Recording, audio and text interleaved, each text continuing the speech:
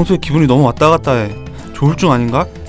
정신과야 그거 한 번 먹으면 중독되는 거 아니야? 머리가 망가진다던데. 정신과 의사세요? 그럼 제 마음도 읽고 막 그런 거 아니에요? 정신과? 아니 마음만 굳게 먹으면 되는 걸 무슨 치료를 받는다고. 네가 의지가 약해서 그래? 정신과 의사들이 보여주는 정신과의 속살, 어디서도 듣지 못했던 정신과의 속사정 이야기, 뇌부자들, 지금 바로 시작합니다.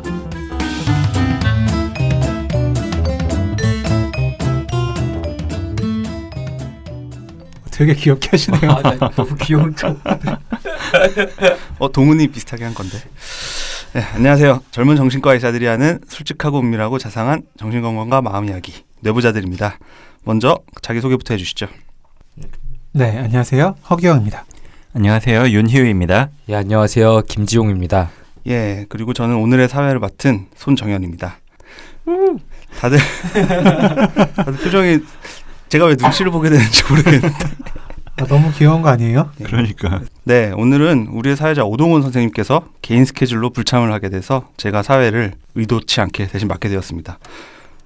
근데 제가 사회 준비를 다 해놨는데 갑자기 참석을 지금 하시겠다고 해서 오고 있는 중이라고 해서 제가 조금 뭐랄까 좀 김이 샜는데 사회자 힘들어하는 거 알면서 맡겨놓고 긴장하게 해놓고 다시 또 오신다고 하니까 저를 놀려먹으려고 4명이 지금 짠 게 아닌가. 망상적 사고가 좀 생기네요. 네. 지금 벌써 정연이 땀 흘리고 있는 것 같은데 괜찮을 것 같아요? 아니 힘들면 뭐 제가 해도 되는데. 하는 데까지 해볼게요. 저희가 손정현 쌤이 없는 카톡방에서 한번 좀 놀리자고 이렇게 결정된 거고요. 그 이전에 손정현 쌤 사회 봤을 때 항상 청취자분들 반응이 되게 좋으시더라고요. 맞아요. 예. 네. 저희 모두가 다 뭐 이 사회 보는 게 서투르고 어색하지만 그 중에서도 손정현 쌤의 그 특유의 어색한 모습에 청취자분들께서 더 호감을 느끼시는 것 같아요. 약간 순수해 보이는 그런 매력을 받으시는 것 같은데 실제로는 이제 순수와 정반대의 모습을 가진 사람이지만 네. 저희가 방송에서 얘기하지는 않겠습니다. 정말 무서운 사람이죠. 하여튼 좀 어쨌든 부러운 게 저는 사실 아직까지 사회 본 적이 한 번도 없거든요. 진짜요? 네. 바꿀까요? 아니에요. 근데 정현이 이런 모습 보이는 게 너무 좋아 보여서 지금 양보할게요. 아니 하세요. 어차피 동훈이 또 올 거니까 손정 선생님이 그동안은 하는 게 맞다고 생각합니다. 잡담은 이쯤에서 멈추고요. 안 그래도 우리 프리토킹 시간도 따로 갖자고 했으니까 한 이 정도로 정리하고 오늘 주제에 대한 얘기로 넘어가 보죠. 오늘 주제가 뭐였죠? 네, 자연스럽게 사회자 멘트 하지 마시고요. 뭐 동훈이가 올 테지만 일단 제가 사회자니까 제가 말씀을 드릴게요. 오늘의 주제는 저희가 최근에 받았던 어떤 사연을 통해서 결정을 하게 되었습니다. 일단 사연을 들어보고 말씀 나눠보도록 하죠. 김지용 선생님, 그만 드시고 뭐 이렇게 주섬주섬 주말 진료라고 지금 약간 좀 유세하시는 것 같은데 사연 읽어주세요. 네, 죄송합니다. 배고파서 약과 하나 먹었는데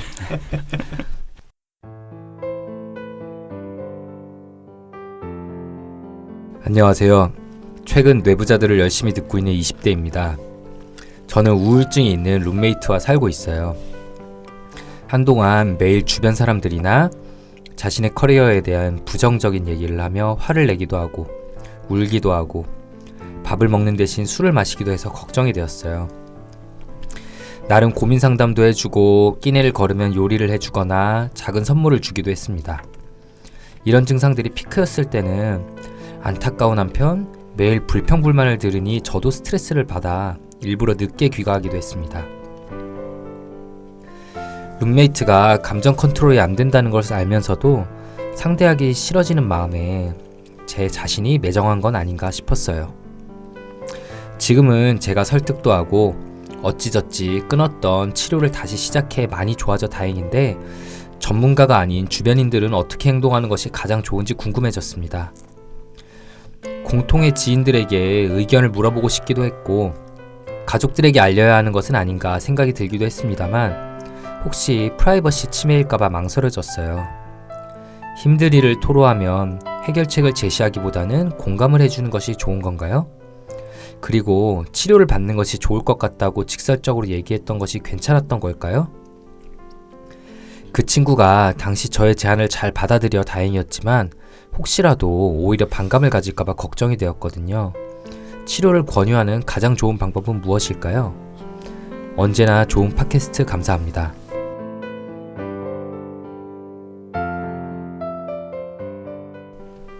네, 사연 잘 들었습니다. 먼저 오늘 사연 보내주신 분께 감사하다는 말씀 드려야 할 것 같고요. 네, 좀 다들 어떻게 들으셨는지 모르겠어요. 저는 오늘 사연이 제가 정신과에서 이제 진료하면서 정말 많이 듣게 되는 내용이었던 것 같아요. 네, 특히 처음에 병원에 오실 때는 이 환자분이 혼자 오기 긴장되고 또 좀 괜히 정신과에 대한 그런 거부감이 있어서 또 그리고 가족분들 입장에서 이제 뭐 가서 뭐 하는 건지 걱정도 되고 하니까 이 가족분들 그리고 환자분이 같이 진료실에 오시는 경우가 많잖아요. 그럴 때 이제 가족분들이 환자분에 대해서 이제 먼저 설명을 드리고 하면 그럼 이제 가족들은 어떻게 환자를 집에서 대해줘야 하는지 어떻게 조금 도와줘야 하는지 많이들 물어보시고는 하시죠. 네, 맞아요. 그러니까 가족들이 우리가 도와주곤 싶은데 어떻게 해야 되는지 모르겠다. 아니면 이렇게 도와주려는데 괜찮을까요? 뭐 이런 질문들을 많이 하시는데 그게 꼭 처음에 같이 오실 때뿐만 아니라 막 중간에 찾아오시든지 아니면은 중간에 전화를 주시는 그런 분들도 맞아요. 종종 맞아요. 있고요. 네. 그게 아무래도 도와주고 싶은 마음이 좀 크면서도 괜히 내가 잘못된 방법으로 도와주려다 더 나빠지면 어쩌지? 뭐 이런 걱정도 하시는 것 같고요. 네. 네. 방금 이제 두 선생님이 이야기한 것처럼 주로 가족분들이 그런 이제 어떻게 해줘야 되냐, 어떻게 도와줘야 되냐 그런 질문들을 해오실 때가 많지만 오늘 보내주신 사연도 그렇고 친한 친구 사이에서도 이런 질문 하실 때가 꽤 많아요. 그죠? 네, 맞아요. 네. 특히 이제 사연처럼 같이 사는 경우에는 정말 가족처럼 뭐 가족이랑 뭐 다름없죠. 매일 보는 거 보니까. 그러니까 그 우울증을 직접 본인이 느끼게 되기도 하고요. 오늘 사연에서는 이제 사연자분이 참 무엇보다 배려심이 깊고 좋은 친구라는 생각이 들었네요.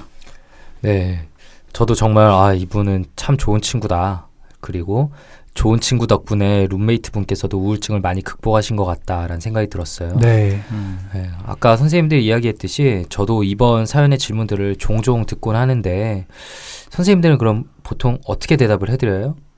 저는 사실 이게 딱 정답이 있는 문제인가 싶어서 같은 질병이라도 환자분들마다 다 성격도 다르고 상황도 다르잖아요. 가족 관계에서 네. 서로 간에 가지고 있는 감정들도 다 다르고 그래서 오늘 저희가 어떻게 대답을 드려야 되나 좀 걱정이 되기도 하더라고요. 저도 다들 어떻게 대답해 주실지 궁금했어요. 네. 그래서 환자분이 잘 파악되지 않은 뭐 첫 시간이라든지 아니면 초기 단계에서는 보호자분들이 물어보실 땐 쉽게 대답하지 못할 때가 좀 많았던 것 같아요. 그 환자분 성격이 어떤지도 모르고 주변 분들하고 관계에 대해서는 또 어떻게 생각하시고 있는지 그걸 좀 더 파악을 해야지 자세하게 답을 드릴 수 있었으니까요. 그래서 뭐 이게 정답이라는 게 사실 존재할까 저도 좀 의문이기는 한데 그래도 이 문제가 많은 분들이 궁금해하실 내용이기도 하고 또 치료에 있어서도 중요한 내용이니까 오늘 저희가 좀 일반적인 가이드라인 그런 거를 말씀드리면 좋을 것 같아요. 네, 맞습니다.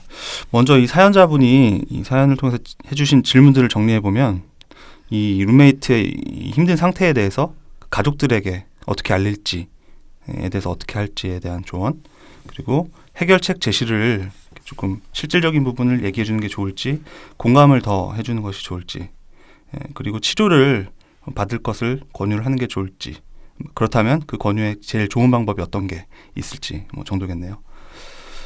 그리고 저희 청취자분들 중에 그 오늘 사연에서 주셨던 이 우울증 있는 룸메이트 같은 분들뿐만 아니고 다른 정신질환을 옆에서 경험하시는 분들의 궁금해하시는 부분이 많을 거라고 생각이 돼서 저희가 오늘 방송을 통해 우울증 그리고 조현병 그리고 중독, 알코올 중독 같은 것들 크게 이 세 가지 각각의 경우에 대한 조언을 드려보기로 했습니다. 본격적으로 이야기를 나눠보도록 하죠. 네, 우울증부터 이야기를 시작해 보도록 하겠습니다. 오늘 사연의 질문들에 대해서 답을 저희가 이렇게 하나씩 해드리면서 진행을 해도 괜찮을 것 같은데요. 먼저 가족분들이나 이 지인분들이 이런 환자에게 어떻게 해주면 좋을지 물어보실 때 저희가 우선적으로 해드리는 조언들이 어떤 게 있을까? 먼저 허규영 선생님께서 조금 말씀을 해주시겠어요? 네. 그 아무래도 우울증으로 힘들 때는 세상에 혼자가 된 것 같은 기분이 강하게 들잖아요. 그렇죠. 또 이제 계속해서 안 좋은 부정적인 생각만 들고요. 네. 그럴 때 이제 가족들이나 이제 가족처럼 친하게 지내는 주위 사람들이 난 항상 너의 곁에 있다, 너의 편이다라는 메시지를 주는 게 중요하다고 생각해요. 맞습니다. 그런 부정적인 생각이나 인식이 너무 두드러지는 이 우울증의 특성상 뭐 주위 사람들이 그런 메시지나 그런 태도를 취한다고 해도 사실 환자분들 본인 입장에서는 그걸 부정적으로 해석하는 경우들도 좀 있긴 하거든요. 그렇죠. 하지만 중요한 건 그렇게 부정적으로 해석하더라도 그렇게 상처받지 않고 꾸준하게 난 너의 편이다라는 메시지 전달을 해서 결국 안정감을 가질 수 있도록 하는 게 중요하다고 봅니다. 네, 저도 동감하고요. 그 우울증의 발생 원인은 여러 가지가 있지만 그 대인관계에서의 상처로 인해 우울증이 발생하는 경우가 정말 많잖아요. 네, 그렇죠. 그럴 때 나는 항상 너의 곁에 있고 버리지 않을 거다라는 믿음을 주는 사람이 있다면 그 상처를 극복하는 데 큰 도움이 되니까요. 이걸 정신과에서는 베이직 트러스트 혹은 뭐 심리적 안정기지, 뭐 시큐어 베이스 같은 이런 개념으로 설명하는데, 예를 들어보면 막 어린 아이가 동네 놀이터에서 놀다가 친구랑 싸웠어요.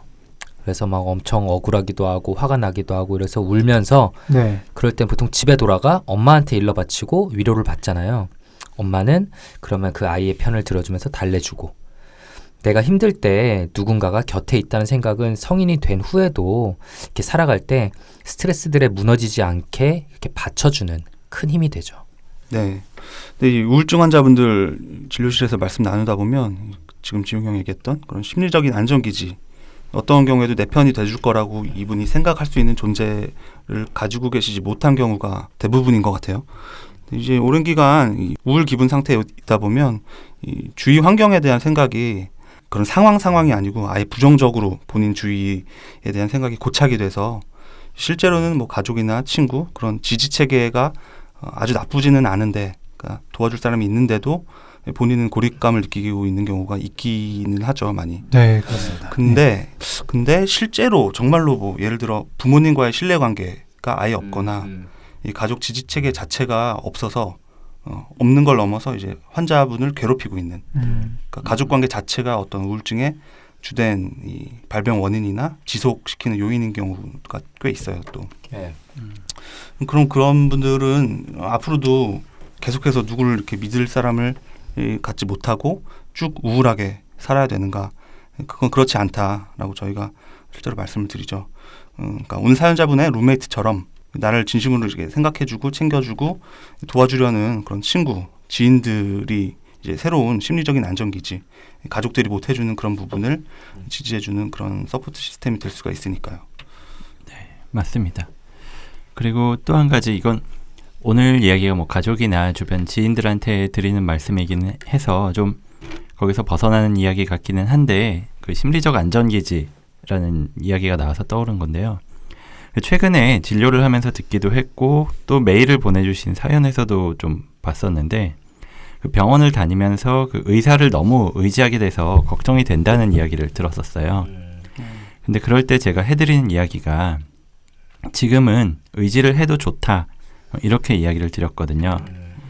물론 언젠가 우울증이 다 낫고 그러고 나면 혼자서 독립적으로 활동을 하기가 편하겠지만 지금은 그게 많이 힘든 상황이거든요. 그렇다 보니까 자신의 이야기를 좀 들어주고 또 도움을 주기도 하는 그런 의사들이 좋아지거나 아니면 의지가 될 수도 있어요. 그렇죠. 전 그런 마음이 생기는 게 자연스러운 현상이라고 생각을 하고, 또 오히려 그런 마음이 생겼다는 것 자체가 그 선생님이 지금 나한테 도움이 되고 있다, 이런 말이라고 생각하거든요. 네. 그래서 그분한테는 그 진료실이 하나의 시큐어 베이스, 심리적 안전기지가 될 수 있다는 거니까요. 혼자서 좀 독립할 용기가 생길 때까진, 좀 충분히 나아질 때까진 의지하셔도 좋다, 이런 말씀도 드려보고 싶어요. 네. 그쵸. 평생 가는 관계도 아니고 딱 치료실에서 잠깐만 그 관계가 유지되는 건데 그 정도 그냥 좀 의지하고 네. 위로받고 그런 것들에 대해서는 너무 거부감을 안 가지셔도 될 것 같아요. 맞아요. 네, 맞아요. 그런데 이제 윤희호 선생님한테 한번 빠지면 진짜 못 태어날 것 같다, 이런 느낌 받으실 수도 있을 것 같아요. 전혀 아닐 것 같은데. 저희 와이프가 마약 같은 남자. 이제 희우 목소리 듣고 나서 아 진짜 약간 너무 이제 안정되고 이제 지지되는 목소리다라고 하고 실제로 얼마 전에 본 적도 있잖아요. 네. 되게 매니아층 있을 것 같다라고 오늘 몰래 카메라 하는 건데. 그런 얘기를 하더라고요. 뭐 매니아층이 있다는 게 꼭 뭐 긍정적인 의미만은 아닐 수도 있지만 네 어쨌든 네 의지해도 된다는 거 말씀드리고 싶었고요. 또 이제 저희가 전에도 좀 말씀드린 적이 있는데 우울증 증상 중에 호플리스니스 그러니까 호프 희망이 없다 그러니까 무망감이라는 게 있어요. 나는 뭐 회복될 수도 없을 것 같고 앞으로도 그냥 계속 낫지 않을 것 같다는 생각에 많이들 힘들어하십니다. 네. 우울증은 분명히 끝이 있는 터널, 낫는 병인데도 말이죠. 그렇기 때문에 실제로 이제 저희가 객관적으로 볼 때는 증상이 호전되고 있는데도 불구하고 결국에는 희망을 가지지 못하고 자살까지도 선택을 하게 되는 분들도 계십니다. 그래서 더더욱 가족이나 지인분들께서 옆에서 꾸준한 메시지를 전달하는 것이 중요합니다. 지금 너무 힘들지만 이 우울증이라는 거 보니까 반드시 회복되는 질병이라고 하더라. 또 옆에서 내가 보기엔 너는 뭐 나아지지 않았다고 하지만 이러이런 부분 잠도 뭐 좀 자고 밥도 예전보다 많이 먹고 확실히 얼굴에 생기도 돌고 이러면서 좀 구체적으로 얘기를 하면서 분명히 좋아졌어 라는 메시지를 주는 거죠. 네네. 지금 말하신 게 저도 굉장히 중요한 부분이라고 생각을 해요. 분명히 제3자가 볼 때는 호전된 부분이 있어도 그 우울증에 빠져있는 상태에서는 그렇게 못 느끼시거든요. 네. 그리고 전 이거와 별개로 또 가족분들에게 드리는 얘기가 하나 있는데 앞서 이렇게 저희가 말한 메시지들은 확실하게 전달하되 너무 티나게 이전과 다르게 잘 대해주던지 뭐 과도한 도움을 주는 행위는 좀 피하라고 말씀드려요. 그냥 그렇죠. 맞아요. 이전과 네. 비슷하게 지내시라. 물론 뭐 잘못하고 있는 뭐 잘못된 관계가 형성돼 있는 가족분이라면 고쳐야 될 부분에 대해서 말씀을 드리지만 크게 문제가 없는 사이면 그냥 뭐 원래 지내시던 모습과 비슷하게 지내시면 됩니다. 간간히 진심 섞인 말 한마디 너가 힘들 때 정말 도와주고 싶으니 절대 부담 갖지 말고 언제든 이야기해라. 이 정도 메시지 전달하는 거면 좋다고 말씀을 드려요. 네네. 왜냐하면 저희가 계속 얘기하고 있지만 부정적으로 사고가 흐르게 되는 우울증에서는 그런 지인들이나 가족들의 도움도 부정적으로 해석해서 내가 주변 사람들에게 민폐를 끼치고 있구나라는 생각에 더욱 힘들어하시는 분들도 정말 많으시거든요. 네, 그렇죠. 진료할 때 저희들 의사들한테도 죄송하다, 뭐 자기가 이러면 안 되는데 그런 말씀하시는 분들, 그런 우울증 환자분들 굉장히 많아요. 맞아요. 자기 존재 자체가 가치가 없고 이 주변에 나로 인해서 계속해서 뭐 모든 사람한테 피해를 주고 있다. 그런 이제 과도한 죄책감 자체가 증상의 하나잖아요, 우울증에. 그래서 지금 지용이 형 말했던 것 같은 상황은 꽤 자주 저희가 보게 되죠. 네, 맞습니다. 또 어떻게 해야 하는지 모르겠다라고 하시는 분들께는 직접 힘들어하시는 분께 물어보시라라는 말씀을 드릴 때도 많습니다. 일단은 이제 본인이 느낀 점에 대해서 솔직히 이야기를 하는 거죠. 이제 사연자분의 상황에 좀 비추어서 좀 말씀을 드리면 네가 요즘 스트레스를 많이 받고 정말 힘들어하는 것 같다. 내가 볼 때는 감정 조절도 좀 때때로 안 되는 것 같고 그런 것 같아. 뭐 솔직히 나한테 고민 상담도 많이 해주고 믿어주는 것 같아서 고마운데 네가 그래도 점점 더 힘들어지는 것 같아서 걱정이다라고 본인이 느낀 점에 대해서 일단 솔직히 얘기를 꺼내는 거죠. 그 다음에 어떻게 하면 내가 더 도와줄 수 있을까라고 그분한테 좀 구체적으로 물어보는 겁니다.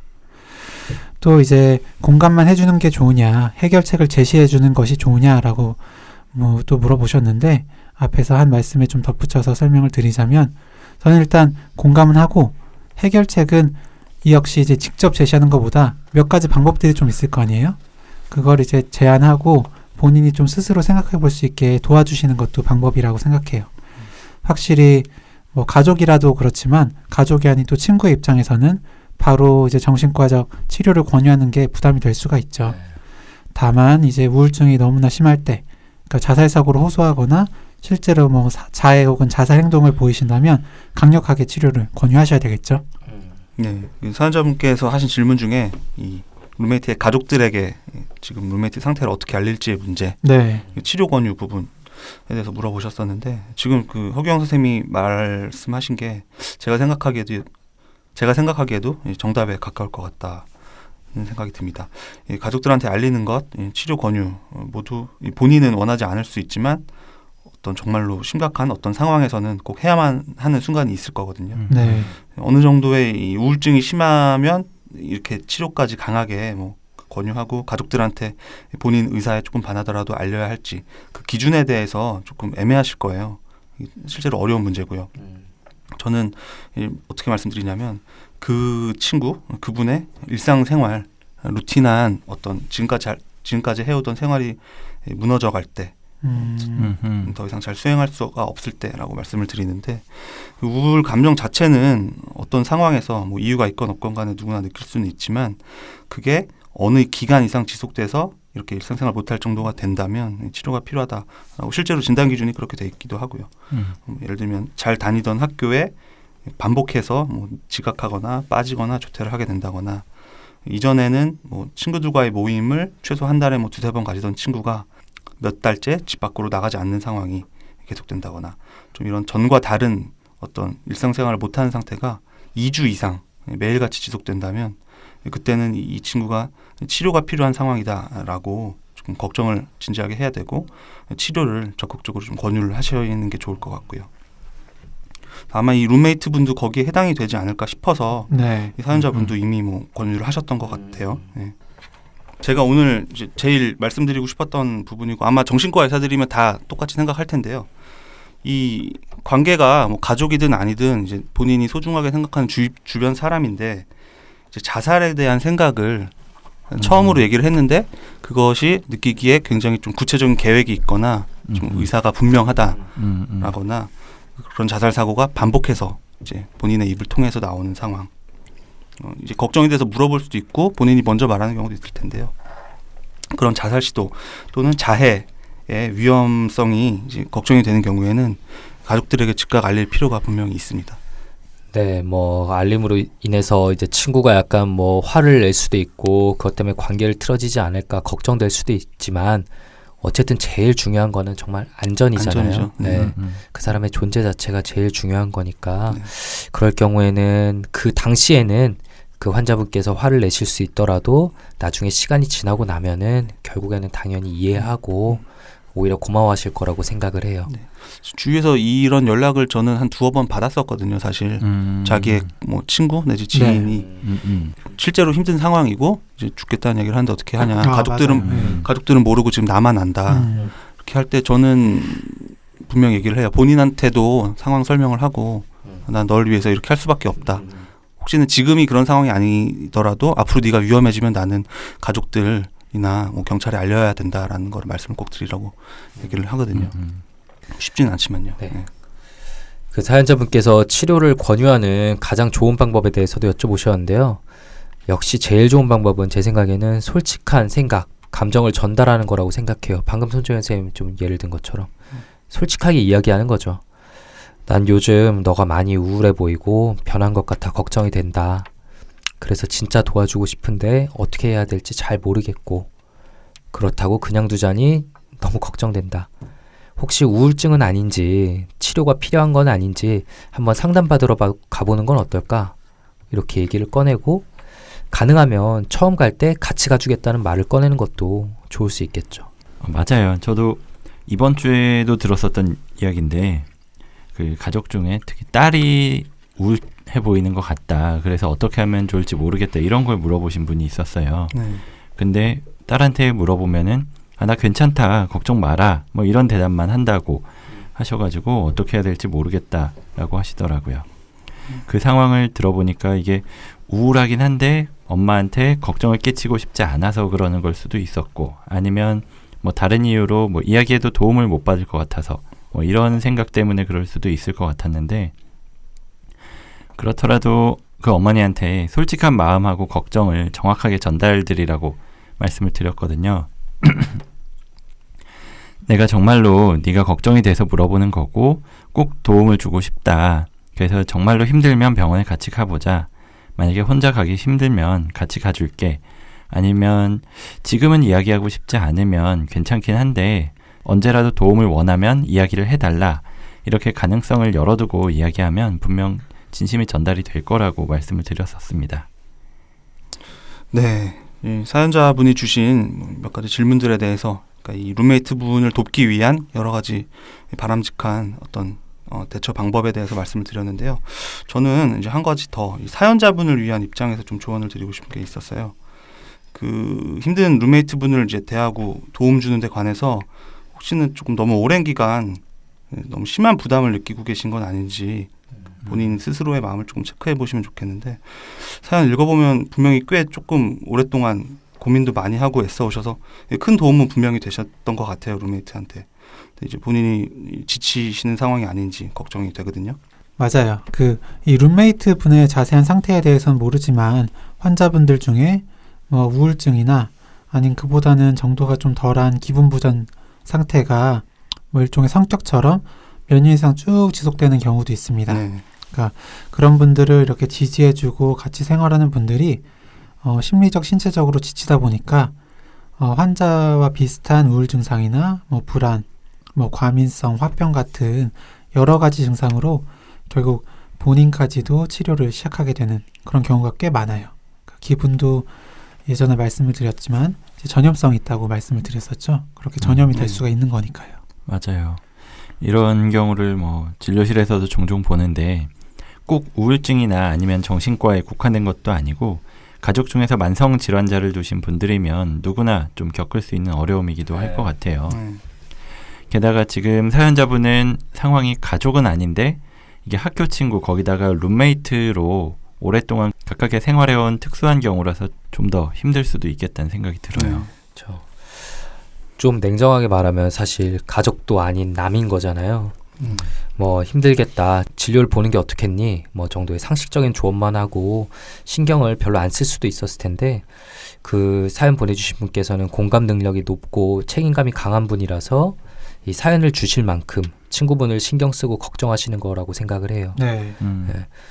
그 비슷한 일이 자꾸 반복돼서 왜 주위의 힘든 친구들은 나한테 유독 하소연하고 기대는지 모르겠다라는 고민을 하시는 분들도 종종 계신데 예, 그런 성향이 겉으로 보여서 힘든 사람들이 기대고 싶도록 어필하는 부분도 있을 거고요. 그럴 때 이제 나도 힘든 날이 있는데 매일같이 하소연 듣고 위로해주고 하다가 스스로에게나 상대에게 화가 나 결국 내가 관계를 끊어버리게 된다 라고 하시는 분들도 있거든요. 사연자분도 그럴 때가 조금 마음이 너무 힘들어서 그럴 때가 있다고 하셨어요. 네. 그런 공감 능력, 책임감 같은 게 물론 인격적으로 뛰어난 장점이고 대인관계에서의 매력이지만 오히려 지금 내 마음에 큰 짐이 되고 있는 건 아닌지 아까 손재현 선생님 말씀처럼 좀 체크해봤으면 좋겠고요. 우울한 주위 사람을 어떻게 대하고 도우면 좋을지 고민도 중요하지만 그 과정에서 내 마음이 지치지 않도록 하는 건 역시 함께 고려해야 한다는 점을 말씀드리고 싶네요.